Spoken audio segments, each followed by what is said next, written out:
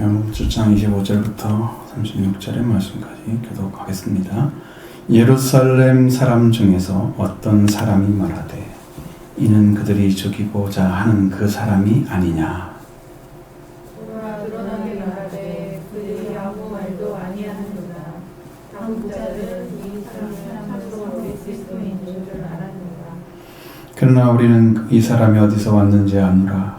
그리스도께서 오실 때에는 어디서 오시는지 아는 자가 없으리라 하는지라.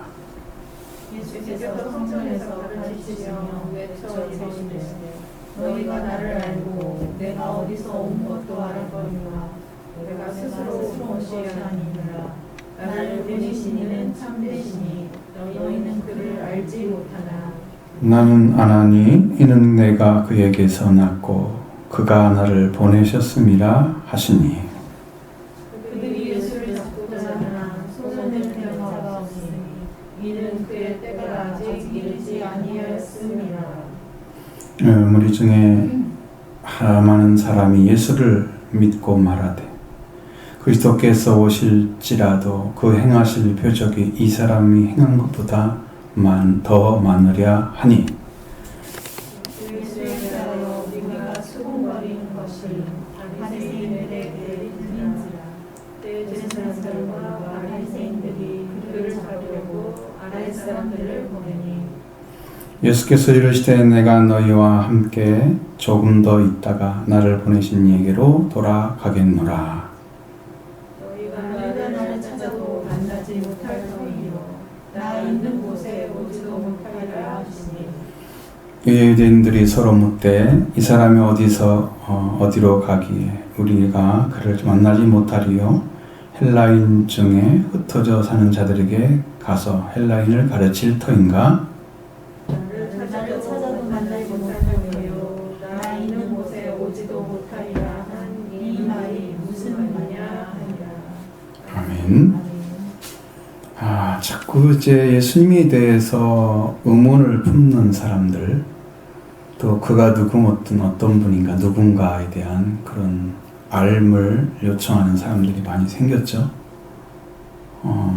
그러니까 예수님이 이렇게잖아요. 나는 누구다 이렇게 얘기를 하면 그분이다라고 믿는 것이, 여러분 우리가 기본적으로 내가 누구예요? 라고 말하면 많이 알려진 사람들에게는 그 사람은 그런 사람이라고 이미 인식되어 있어서 내가 그 사람이라고 믿어주잖아요. 정치인들이 와가지고 난 누구요? 라고 하면 그 사람 많이 본 사람이잖아. 그러니까 잘 알다고 생각하는 거예요. 깊이 있게는 몰라도 넓게는 알고 있잖아. 그죠? 그러니까 안다고 생각하는 거잖아요.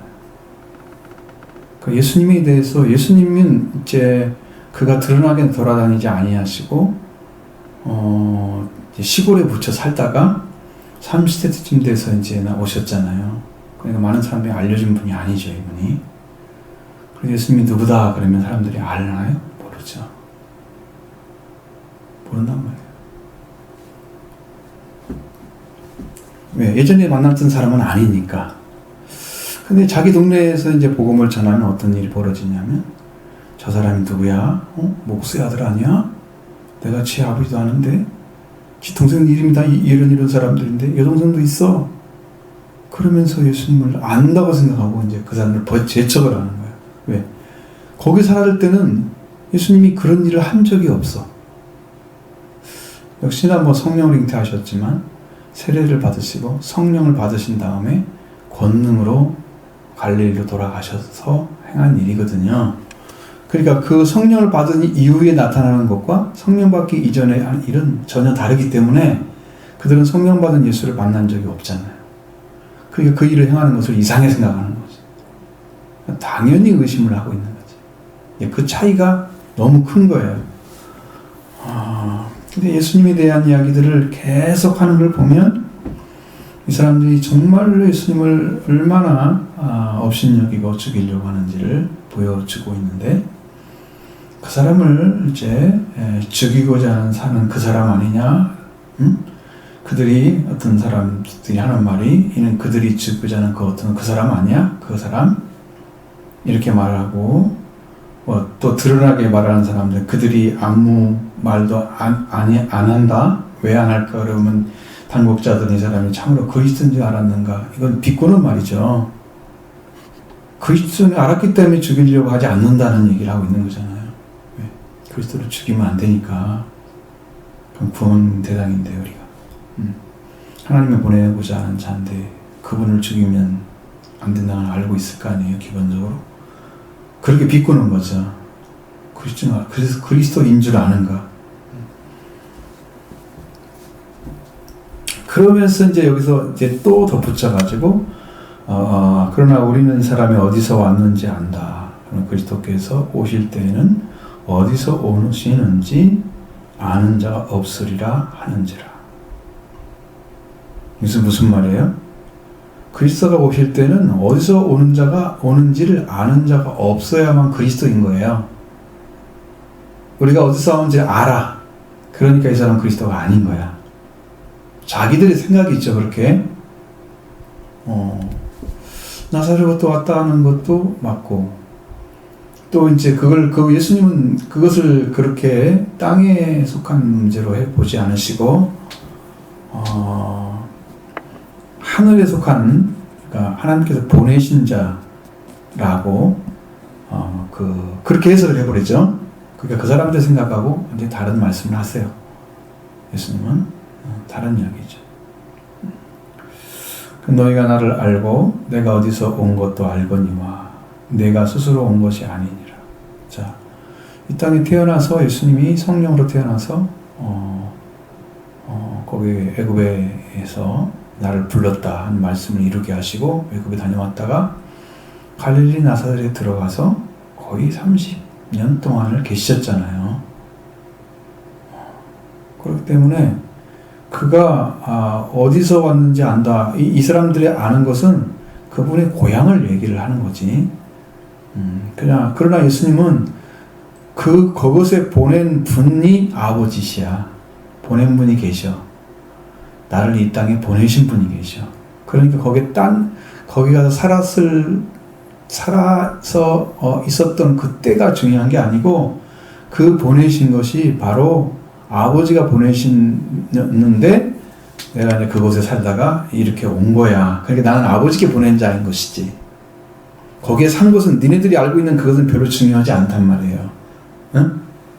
이 사람들 얘기에 그렇게 이제 예수님이 대답을 하시는 거야. 거기에 살았던 게 아니고 나는 아버지가 보내신 분이 계셔. 나는 내가 온 게 아니야. 내가 스스로 온 게 아니야. 나를 보내신 이가 참되신 분이다. 그런데 너희가 어디서 나를 알고 그렇다 했지만 그 참되신 분을 너희가 알지 못한다. 문제는 그거예요. 보내신 분이 계시는데 나를 보내신 이를 믿지 않으면 보냄받은 자를 안 믿겠죠. 유대인들이 여호와를 안다고 하는 사람들이잖아요. 그들은 하나님께 율법을 받은 사람들이죠. 그 하나님께 나가는 어떤 정보 역할하는 율법을 받아서 살았던 사람들이잖아요. 그 하나님이 친히 다스리고 인도했던 분들이죠. 그 민족을 친히 징치하시기도 하고 많이 아셨잖아요. 하나님께서 그런 역할을 하신 그 하나님인데 그 하나님이 함께 하시는 사람들은 그분이 하나님이 누군지를 모르고 있다 이 말이에요. 이것이 문제거든요. 그분이 참되신 분인데 그분을 너희는 알지 못한다.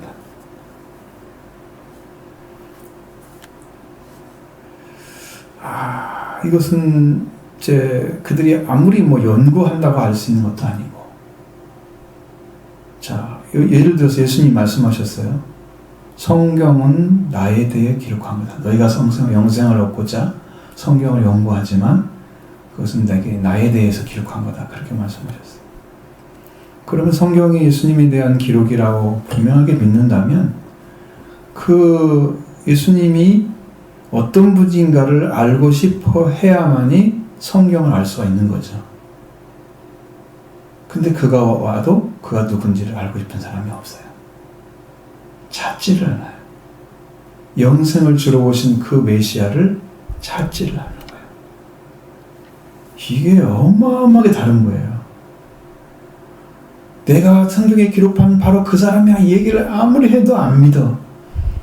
원인이 뭘까? 그거 보니까 그 보내신 분에 대한 믿음이 없는 거예요.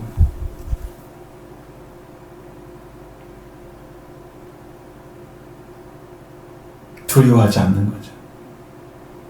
성경에 그 비유가 되어 있었잖아요. 여러분, 새로 내어준 그 포도원 비유가 있잖아요. 악한 농부. 자기들 맡겨놓으니까 준비를 다 해서 하늘 두르고 망대도 놓고 포도즙자는 두고도 만들어 놓고 그들이 그걸 해가지고 충분히 수확을 해서 소득을 얻어낼 수 있는 그런 도구들을 쓸 수 있도록 만들어 놓고 포도나무도 다 조성해 놓고 그리고 새로 줬잖아요. 그러면 그게 주인의 권위로 준 거잖아요. 주인 거잖아요. 그럼 새로 받은 사람은 당연히 새를 내주는 게 정상이죠. 근데 그걸 내달라고 하면 죽이고 때로는 때려서 보내고 능욕하는 거죠. 주인을 업신여기는 거예요. 우리가 지금 하나님의 앞에서 왜 이렇게 회개가 잘 안 되느냐 그러면 내가 주님을 믿는다고 하는 것이 믿고 있는 상태가 어떤가를 잘 보지 못하고 있어요. 믿고 있는지 안 믿고 있는지 내 심령이 그것을 알지 못해요. 체크가 안 되는 거죠. 여러분 예수 그리스도를 믿고 있습니까? 내가 조금 안다, 좀 믿어진다, 그게 믿고 있다고 말하면 안 돼요. 그건 부정하라는 의미가 아니고 저는 연약한 믿음을 가지고 아직 주를 잘 알지 못합니다. 분명하게 하나님께 자신을 정확하게 고백을 해야 돼요. 그래야 보내신 이가 계신 그 예수님을 믿을 수가 있는 거예요. 그래서 예수 그리스도가 우리에게 오시면은 반드시 죄인들을 불러 구원시켜야 되기 때문에 부름을 받아야 됩니다. 근데 바리새인들을 보세요. 부름 받을 수 있어요? 자기들은 어렵다고 생각하는데 부름 못 받죠. 그러니까 세리와 죄인들한테 갈 수밖에 없는 거죠. 그들이 가난한 자들이에요. 복음이 전파될 수 있는 자들이죠. 그러니까 우리들도 세리와 죄인이 돼야 돼요. 나는 형편없는 삶을 살고 있습니다. 말씀 앞에 진실하게 살 수 있는 능력도 이제 없고 사회에서 인정받는 건 이게 중요하지 않아요. 주님이 나를 인정하느냐 그게 중요하지. 그래서 주님과 함께 살아가는 삶을 찾는데 얼마나 진실한지 그 부분이 알아져야만이 내가 믿는 믿음이 이제 인정을 받게 되는 하나님께서 네가 나를 찾고 있고 그래서 만나게 되면 속죄와 부활이 이루어지는 거죠. 그러니까 그것을 정확히 인정하고 인지하고 있어야 돼요. 내가 찾고 있는 부분이 누군가를 알기 전에 나의 상태가 잘 점검이 안 된 거예요. 나는 믿고 있는 것처럼 생각을 하니까 그분에 대한 찾음이 적은 거예요. 진짜 믿고 있는지 안 믿고 있는지를 모르기 때문에 그러게 되는 거예요. 예를 들어서 정말 믿음을 정실하게 주님을 만나서 가지고 있는 사람은 항상 하는 말은 나는 부족해요. 나는 아직도 잘 몰라요. 주님도 필요해요. 그렇게 고백하는데 조금 아는 사람들은 나는 주님을 알고 있어요. 섰다고 생각하는 사람은 넘어갈까 조심하라. 그런 사람들이 그렇게 하고 있어요. 그러니까 여러분 자신이 어떤 자리에 있는가를 정확히 보실 줄 있는 그 은혜가 있기를 원합니다. 주님이 그걸 여러분이 가르쳐 주시면 내가 어느 자리에서 사용을 알기 때문에 그 다음에 나의 기도가 달라지고 있죠. 때로는 저는 이제 악하다고 와서 기도합니다. 하나님, 제가 악합니다. 제가 악한 존재예요. 자기를요 의의 자리에 놓아요. 자꾸 의의 자리에. 굉장히 잘 믿는 사람처럼 나를 취급을 해요. 그래서 죄인이 안 되는 거예요.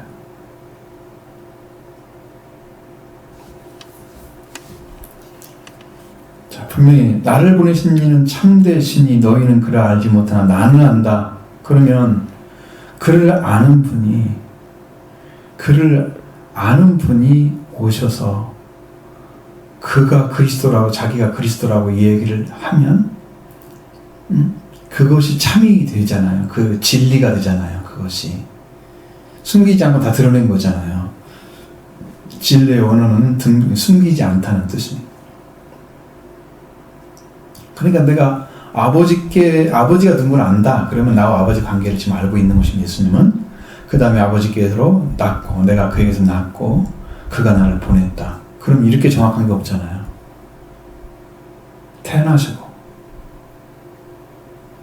그 다음에 보내심 받고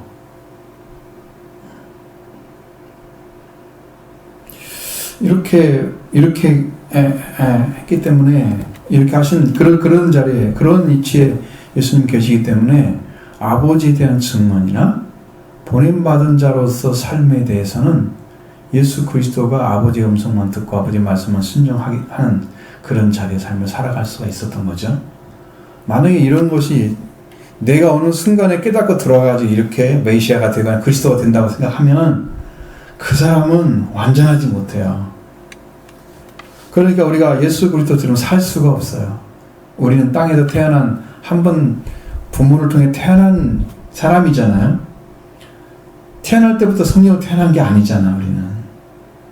그러니까 예수 그리스도는 성령으로 태어나셨고 남자가 없이 그 다음에 성장하셔서 성령 받으셨고 그 예수 그리스도가 하나님께 보냄받은 자 맞잖아요. 근데 영으로 계신 걸 얘기하는 게 아니고 지금 육체로 계신 걸 지금 얘기하는 거예요. 응?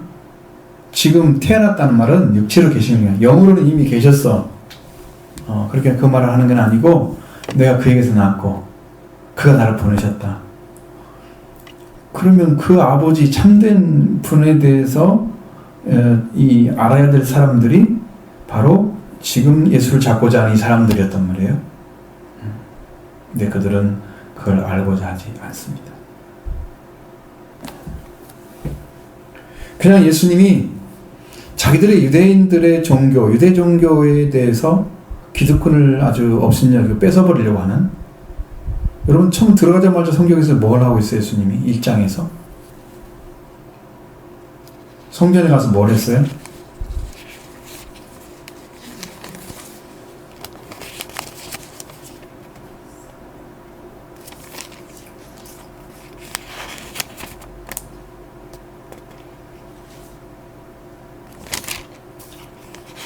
이 장에 나오죠. 2장에 13절에 예수님이 얼마 안 있어서 바로 어떻게 해요? 성전을 청결하는 데 간단 말이에요.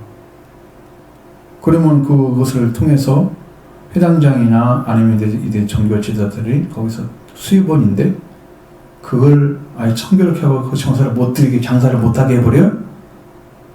그럼 예수님이 자기 일을 방해한 거잖아. 이게요, 다 돈의 문제예요. 사람들이 싸우는 건 다 돈의 문제예요. 자기가 이득이 되니까 싸우는 거예요. 그걸 뺏어가니까. 바울이 빌립보에서 감옥에 갇힌 이유가 뭐예요? 귀신 들린 여자, 귀신 쫓아냈다고 돈 못 벌게 되니까 그렇게 한 거잖아. 돈의 문제예요, 돈의 문제.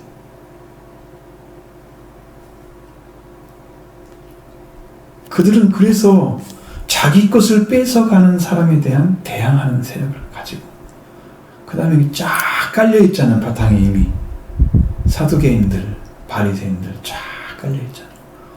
바리새인들은 이제 따로 이렇게 성경 공부하는 사람, 사두개인들은 상당히 그 제사장 개혁이 많다 그러니까 그런 사람들은 이제 진보적인 색채를 가진 대제사장들 이런 사람들이 거기에 들어가 있단 말이에요. 다 임명제예요. 그때는 하나님이 주신 게 아니에요. 그렇게 아주 형편없는 종교 생활을 하면서 예수님 오셔서 개혁하고 그를 변화시키고 그래서 성전을 지어서 그를 구원시키려고 하시는 그 은혜의 역사는 전혀 볼 수가 없는, 자기 걸 뺏어가는 분으로, 대항하는 분으로, 대립된 분으로만 보는 거예요.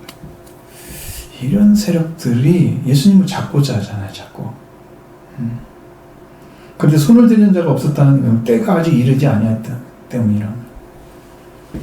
주님을 누가 아무 때나 어느 때나 예수님이 계신다고 해서 예수님을 잡아서 죽음에 넣고 이렇게 하지 못해요.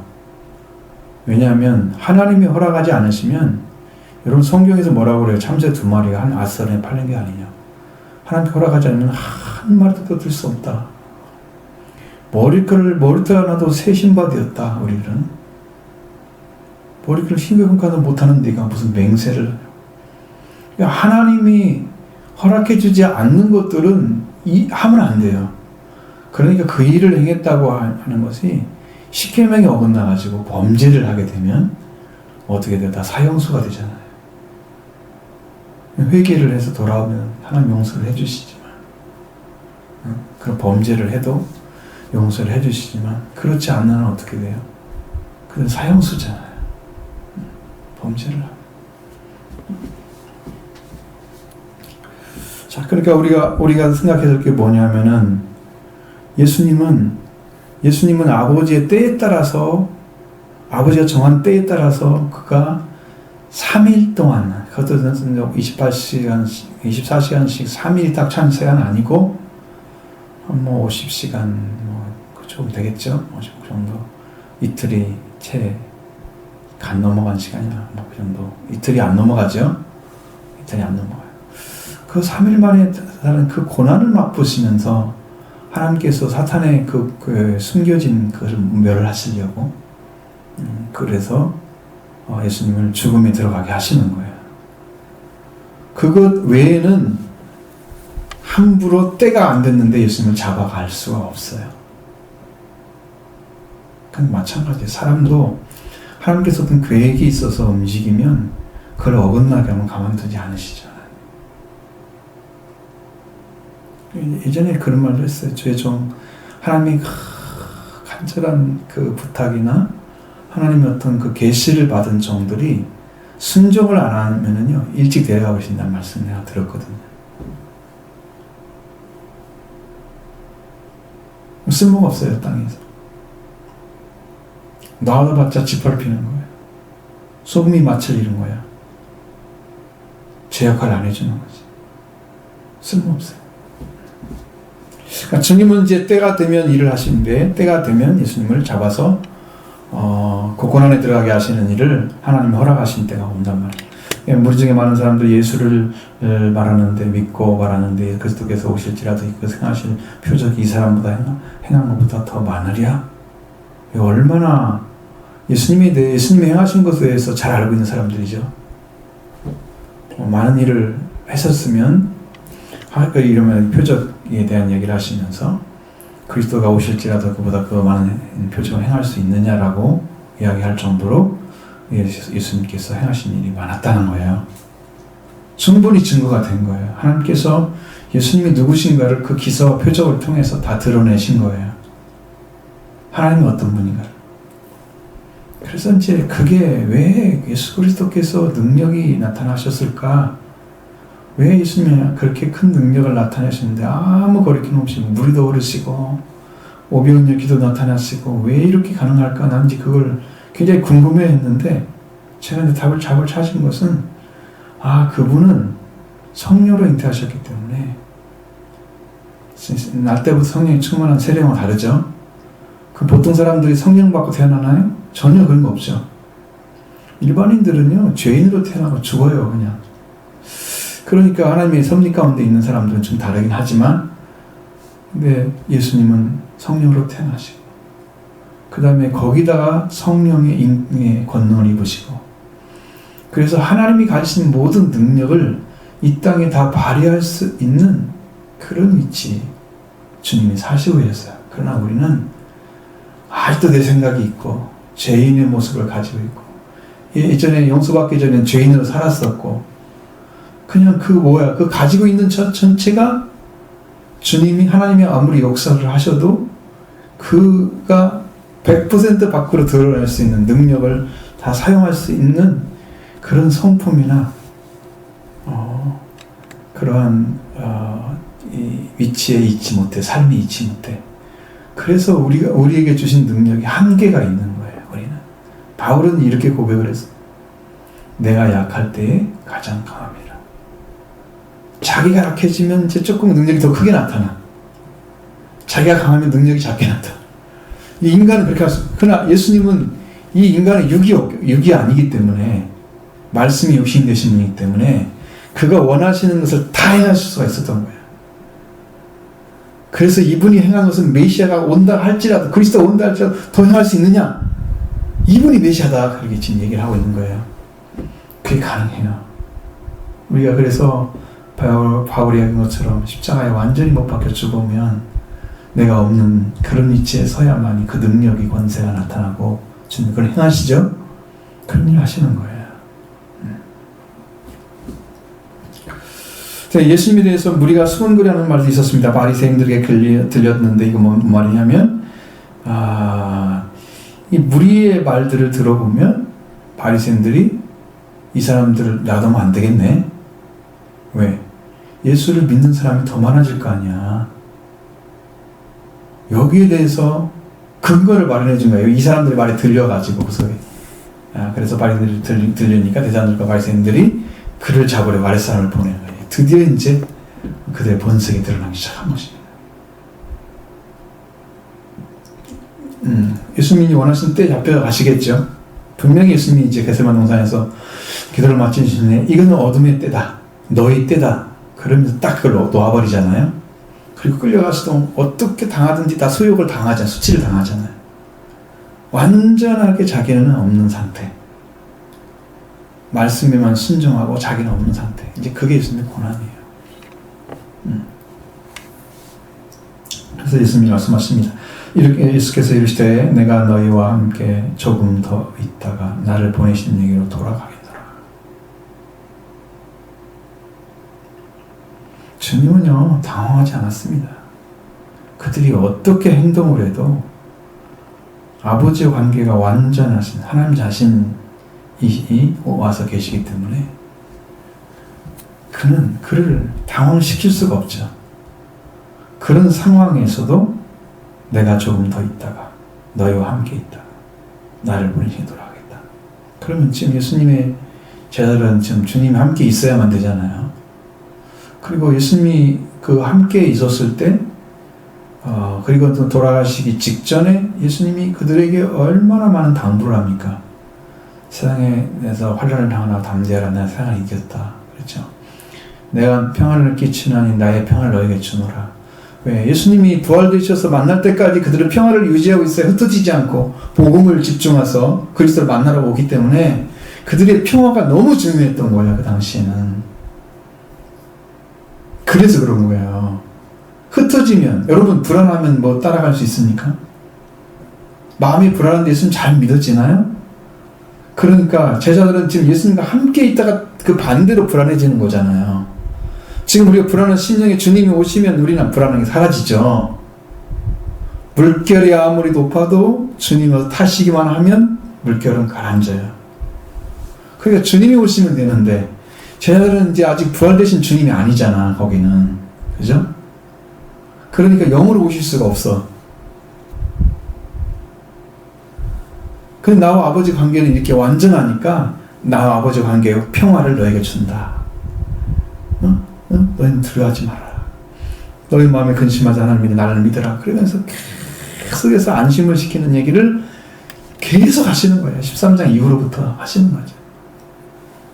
그게 예수님의 주의 메시지예요. 거기는 제자들을 붙들어주는 거.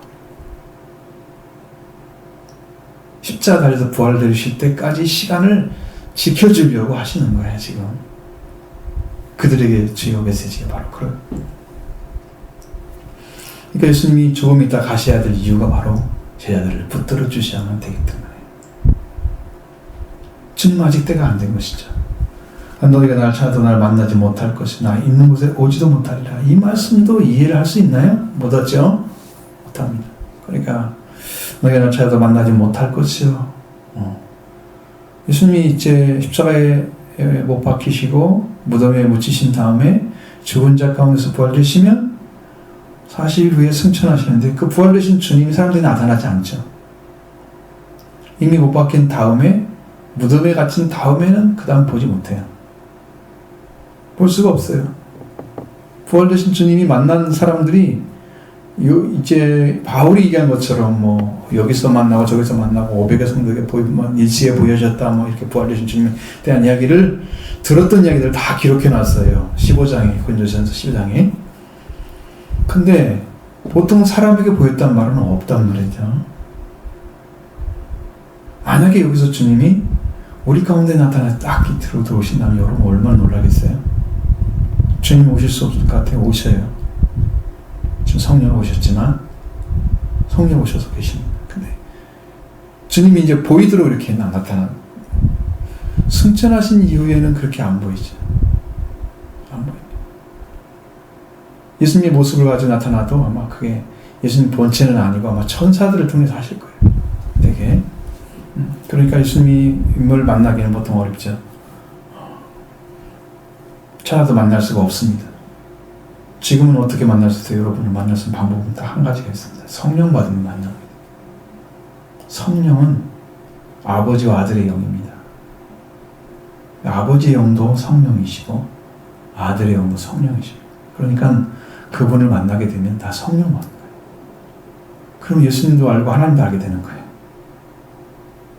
그렇게 만나셔야 돼요. 그래야 그를 만나는 거예요. 영으로 오는데 너희 사람들이 나를 모른다 그러시 주님도. 영으로 내가 왔는데 사람들이 모른대요. 지금도. 그때 예수님 당시와 똑같이 오신대요. 지금 죄인을 구하러 부르러 찾아가지고 회개시키려고. 주님 오시는데 모른다고 지금도. 그 당시에도 영접하지 않은 사람이 많았잖아요. 여기 원본 1장에 나온 말씀 중에 영접하지 아니하지. 근데 그가 자기 백성들의 자기 땅에 와서 자기 백성들 가운데 거했는데 그들이 영접하지 않았다고 말씀하시는데 거기는 영접하지 않았다는 의미는 복수예요. 단체로 영접하지 않은 이스라엘 백성들이. 그래서 이제 영접하는 자, 이건 단수예요. 한 사람 한 사람 예수를 영접해서 구원하는 방식으로 바뀌어버린 거예요. 민족적인 구원이 아니에요. 예수를 믿는 것은 이제 완전히 뒤집어 바꿔졌어요.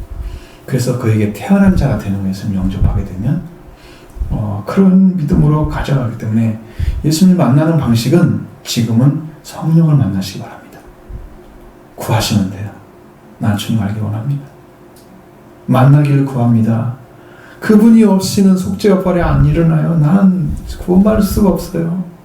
주님이 필요합니다. 그 다음에 예수님이 있는 곳에 오지 못하는 이유는 뭐예요? 하늘로 승천하는 걸 누가 찾을 수 있어요? 하늘에 올라간 자는 인자밖에 없다고는 내려온 자, 하늘에서 내려온 자 외인 자 외에는 하늘에 올라간 자가 없는 거예요. 그러니까 이 땅에서 승천하신 분이 누가 있어요? 에노하고 엘리야는 갔겠죠. 사라 천국 가는 복음을 엘리야 제단을 통해서 보여줬거든요. 그래서 그 은혜 가운데 들어간 사람들은 살아서 천국을 가는 거죠. 그걸 가질 수 있는 길이 있어요. 그러니까 예수님이 있는 곳에 갈 수 있는 사람은 다 죽음을 통해서 이제 올라가거나 아니면 천국 가지만 지옥에 떨어지거나 둘 중에 하나 할 테니까 그렇게밖에는 안 되죠. 그러니 여기서 예수님 만나러 갈 수도 없고 찾아도 못 만나고 예수님 있는 곳도 가지도 못하고 그것이 어떤 곳인지를 모르면서 그럼 예수님이 이런 말씀하시면 이제 유대인들은 이렇게 생각합니다. 이 사람이 어디로 가기에 우리가 그를 만나지 못하리요. 헬라인 중에 흩어 사는 자들에게 가서 헬라인을 가르칠 텐가. 헬라인을 가르친다. 이방인을 가르치러 가는가. 유대인 안에서는 없을 것이니까 헬라인을 가르쳐 가면 유대인 안에서는 못 찾는다. 그 말인가? 응? 자, 사고가 이렇게 돼 있어요. 그러니 주님하고 대화가 되지 않으시죠?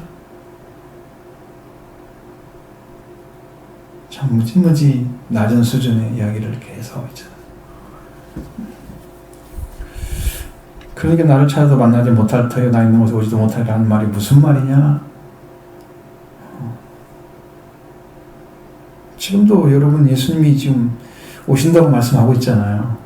오실 때가 좀 가까워지시고 주님이 오실 때가 되면은 징조가 나타나는데 지금 이제 뭐가 지금 벌어지고 있냐면은 성경에서 말씀하신 것처럼 전염병이 나온다고 그랬잖아요. 근데 마가복음 읽어보면 그 마지막 때 기근과 지진이 나오고 전염병은 안 나와요.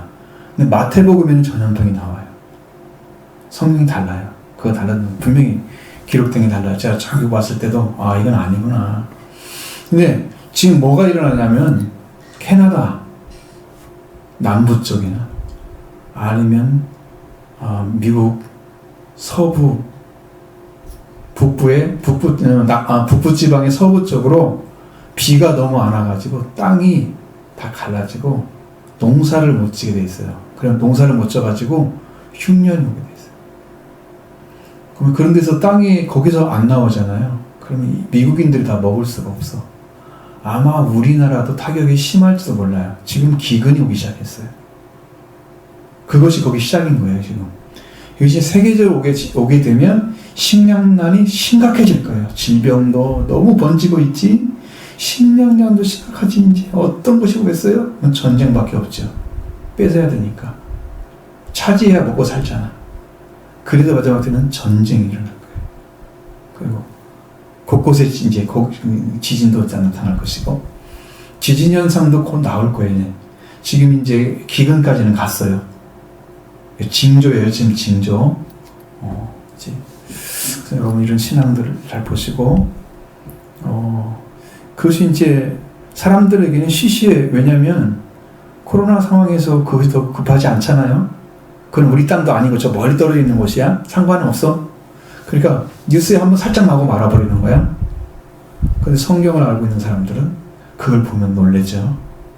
이제 시작됐는가 보다. 좀 더 있으면 알죠, 이제. 왜?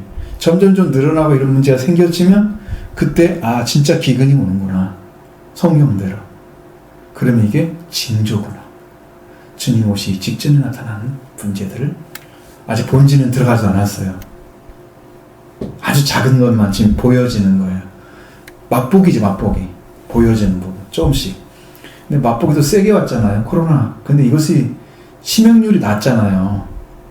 치명률이 높다고 하면 여러분 이게 엄청난 파급력이 진짜 노래 자빠질 거예요. 근데 치명률이 낮아. 우리는 1.203%밖에 안 돼. 예? 한국은 다른 나라는 막 하루에 막 몇백 명씩 죽는 데도 있고 막 그래요 지금. 이제 그렇게 돼서 지금 이 전염병으로서 심각해지는데 기근으로 이제 치기 시작했어요.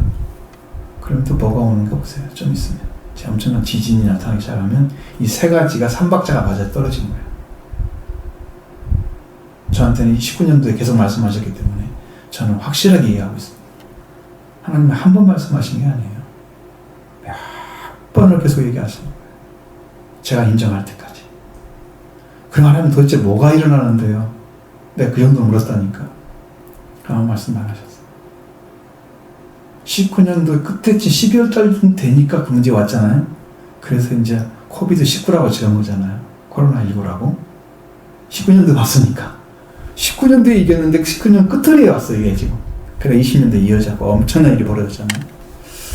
여러분 이때가 주님이 지금 오셔서 어처스를 하시려고 준비하고 있는 때예요. 그러니까 여러분 많이 안 돌아다니고 많이 하나님께 더 서서 엎드려서 기도하고 은혜를 받아야 할 사람들 은혜를 받고 반대로 더러워질 때는 더 더러워지고 이 두 가지 색채로 나타날 거예요. 교회들도 우리 일반인의 생활들도 하나님께 더 가까이 간 사람들은 정결함이 있고 깨끗하게 하고 자기를 지켜갈 것입니다. 예수의 피로 자기 옷을 씻을 것입니다. 그럼 복 있는 사람입니다.